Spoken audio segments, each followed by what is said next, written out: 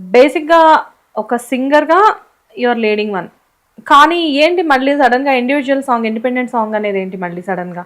So, ఇప్పుడు ఎలా ఉంటుందంటే అక్క దేర్ ఆర్ మెనీ సాంగ్స్. నేను చాలా సాంగ్స్‌కి నేను కోరస్ పాడడం జరిగింది. హ్మ్. మెయిన్ సాంగ్స్ కూడా పాడడం జరిగింది. కానీ ఇప్పటిదాకా there is no one such identity for Akhil చంద్ర.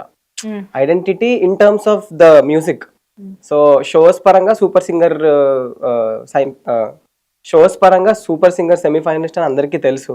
కానీ మ్యూజిక్ పరంగా ఆహ్, ఓకే. ఇప్పుడు 'గండరబాయ్' కొన్ని సాంగ్స్ ఉన్నాయి. అవి రికగ్నైజ్ చేస్తారు. కానీ there is no I felt that there was no particular identity. Hmm. So, I wanted to create my own identity.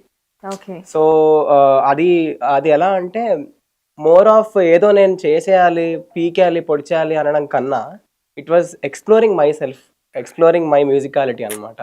Okay. So, అందుకు ఈ ఇండిపెండెంట్ మ్యూజిక్ అంటే నేనేదన్నా ఒక కంపోజ్ చేస్తే నా స్కిల్స్ ఎలా ఉంటాయి? నేనెలా హ్మ్. మేనేజ్ చేయగలుగుతాను? ఎవరితో పాడిస్తాను? ఇవన్నీ ఇదంతా ఒక ప్రాసెస్.